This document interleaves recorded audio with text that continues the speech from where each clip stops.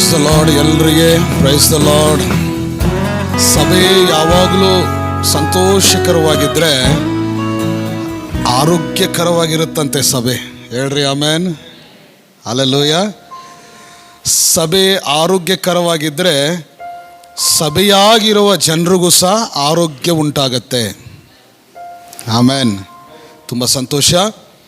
ಈ ಒಂದು ವಾರನೇ ಮೊದಲ ದಿನದಲ್ಲಿ ಕರ್ತನು ನಮ್ಮೆಲ್ಲರನ್ನು ಪ್ರೀತಿಸಿ ಕಳೆದ ದಿನಮಾನಗಳೆಲ್ಲ ಬೆಟ್ಟದಂಥ ವಿಷಯಗಳು ಏನು ಬಂದರೂ, ಹಲವಾರು ವಿಷಯಗಳು ನಮ್ಮ ಮುಂದೆ ಇದ್ದರೂ ಅವುಗಳನ್ನು ತಪ್ಪಿಸಿ ಯಾವುದು ಹಾನಿಕರವಾಗದಂತೆ ನಮ್ಮೆಲ್ಲರನ್ನು ಆತನ ಪಾದ ಸನ್ನಿಧಿಗೆ ನಮ್ಮ ಕರ್ತನು ಸೇರಿಸಿದ್ದಾನೆ.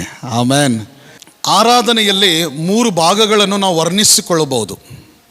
ಮೊದಲನೇದು ಸ್ತುತಿ ಆರಾಧನೆ, ಹಾಡುಗಳ ಮುಖಾಂತರ ನಾವು ದೇವರ ಆತ್ಮದಲ್ಲಿ ಮುಳುಗಿರ್ತೀವಿ. ಎರಡನೇದು ವಾಕ್ಯದ ಮುಖಾಂತರ ತೊಳೆದುಕೊಳ್ತೀವಿ. ಆಮೇನ್.